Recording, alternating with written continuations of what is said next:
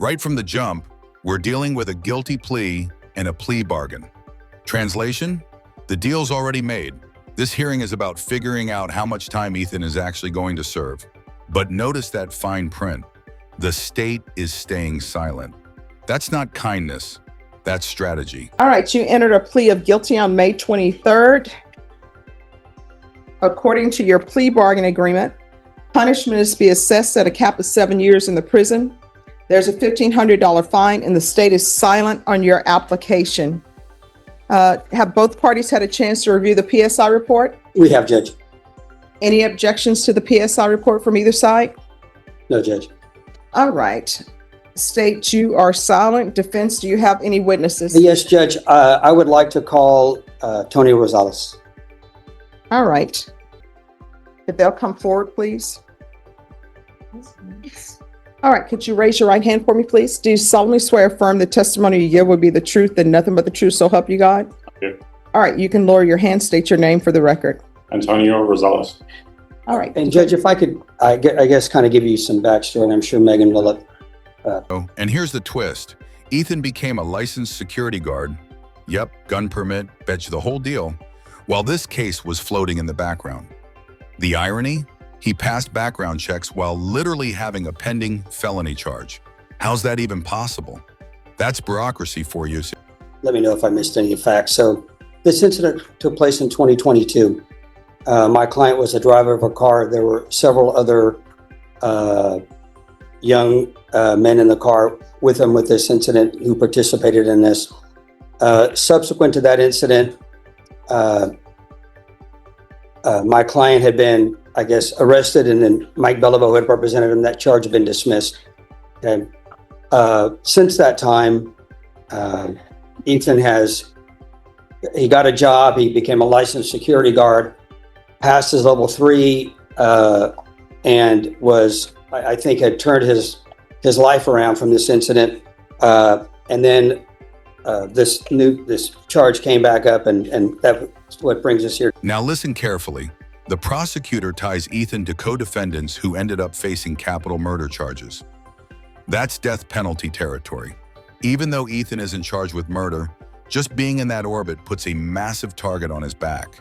Guilt by association is real in a courtroom. Today, So I can be sure. So he became a licensed security guard, then this charge popped up. yes, then this subsequent charge, yes. So he had passed all his levels. He was licensed to carry a firearm as a security guard. He had passed all the testing, all the background checks. And then I guess the case got refiled as the deadly conduct. At least 2 of the other juveniles in the car with him, I think, subsequently have been arrested and charged with capital murder.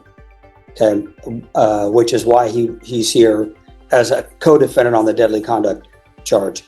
So obviously, the boys he was with that night, and it's noted in the offense report, he after work had gone to this Nathan kid's house, and that's how he ended up being involved in this situation. And the capital murder charge has absolutely nothing to do with this offense. No.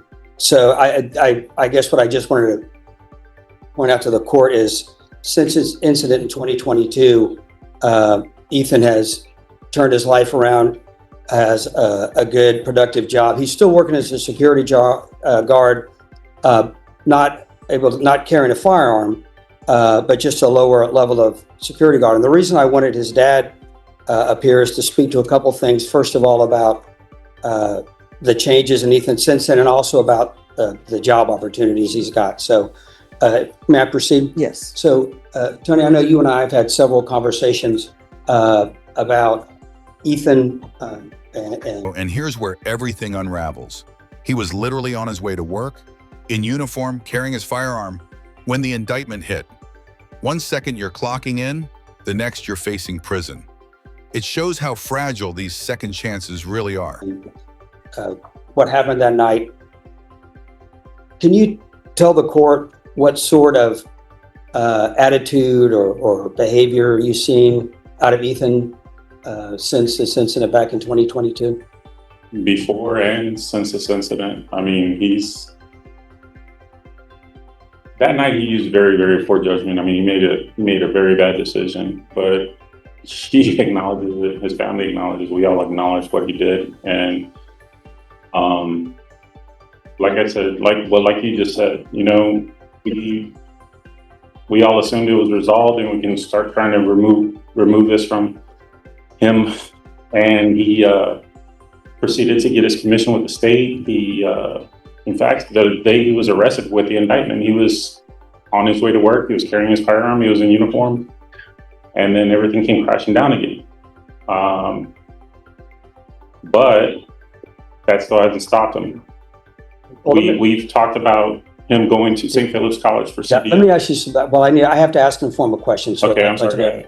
So what kind of work do you do? Oh, I'm an HSE engineer on the petroleum industry. Okay. I've been doing that for the last decade and a half. Okay, and so you and I have talked about Ethan's opportunities in the oil field, correct? Yes. Okay, and you and I have discussed. This is where the father lays out the stakes. Ethan's future depends on whether he can get a CDL and a federal TWIC card. But here's the kicker. Felonies almost always block those. So probation isn't just about avoiding prison. It's about whether he has a career at all. Ethan, I guess the goal is if he gets probation, that he wants to apply to be a commercial truck driver. Correct? Yeah, he's already set up for a SAGE program at St. Phillips College, but we have to wait to see what happens here. Okay, and then I guess as part of that, if he's able to finish his program as a commercial truck driver, he has a lot of opportunities for work in the oil field and the oil industry, correct?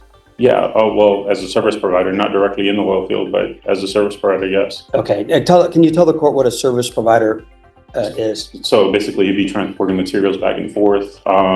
Depending on the outcome of this court will be determined whether or not he can get his TWIC. Okay, tell the court what the TWIC is. Transportation Work Identification Card. There are federal and felony restrictions to that. It's not always 100% that he won't be able to get his TWIC, but he could always get a waiver. The thing is it will limit his opportunities to be able to get a TWIC card if he doesn't get a waiver approved. But that means he can still work with a CDL. He just won't have as much opportunities for advancement as he normally would. But I guess what you're telling the court is Ethan has a lot of opportunities and possibilities facing him. Correct? Yes. Okay. And I guess I didn't see any violation reports or anything that's been filed. I guess, has Ethan been living with you since the incident? 100%. Yeah. I mean, all he does is work and come home and play on the Xbox. I mean, that's basically all he does. Okay. So you haven't had any problems with him since No. then? Okay. And I guess, are you asking the court to give him an opportunity at probation? Absolutely. I mean, he's not been in trouble before this or since this. And we went over the PSI together, right? And you saw Yes, sir. how serious the offense was, right? Yes, and I would not. I mean, it's hard for me to say because obviously I want to do everything. I mean, I've got a private lawyer. I did everything I can to try to keep him out of jail, keep him out of prison because that's not where he belongs. But to be honest with you, I read it and I understand what he did. And even as his father, I still can't say that I wouldn't have the same feelings or make the same statement that they made in the PSI. Well, I think it's good that you're honest about the situation and recognize the severity of the situation, but also understand that, hopefully, given the opportunity, Ethan can be successful. Yes, sir. Okay, that's all I have, Judge. And Judge, I had given these to Megan. These are just some of his withholding stuff and some of the state licensing stuff. Thank you. All right. That's all I have. May I ask a question? Of course. All right. In regards to this incident, Yes, ma'am. was he living with you during this time? Yes. All right. And these people he was involved with, did you know them beforehand? No. If I could clarify a little bit. Sure. So, military, firefighter, paramedic, and then I went into oil field patrolling. But prior to COVID, and actually up past COVID, I worked overseas, Venezuela, Africa, Mozambique. So I was gone quite a bit.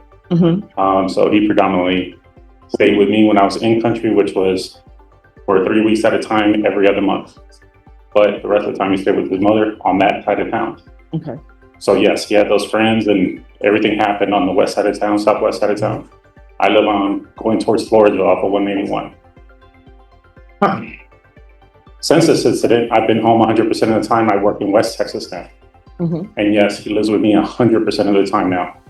So I'm not saying this is an excuse because it's definitely not an excuse.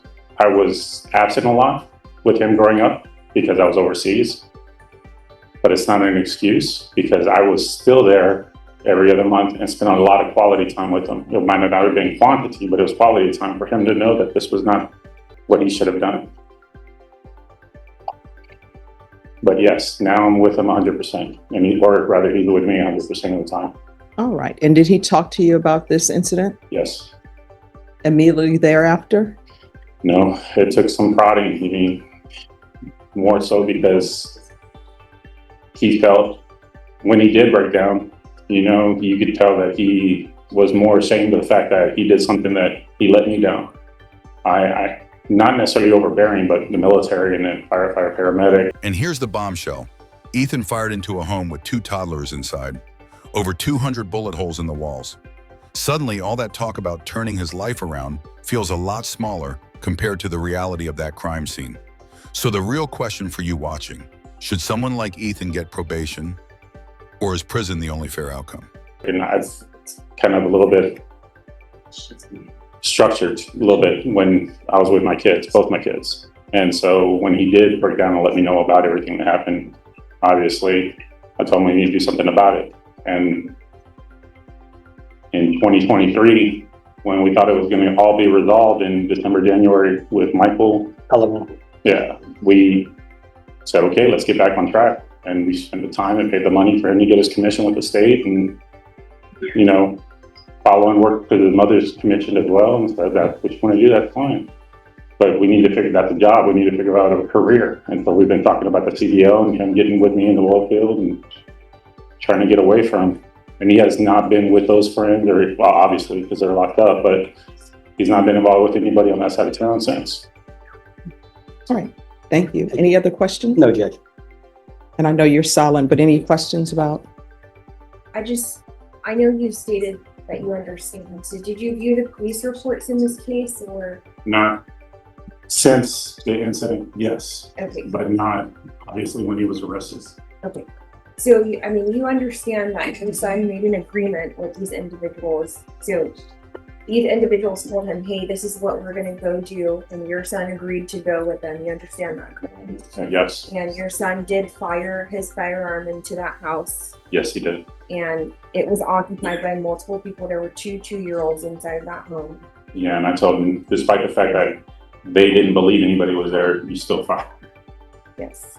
And besides the 2 2-year-olds that were there were other adult individuals in the home as well. You understand that? Yes. Okay. And one of the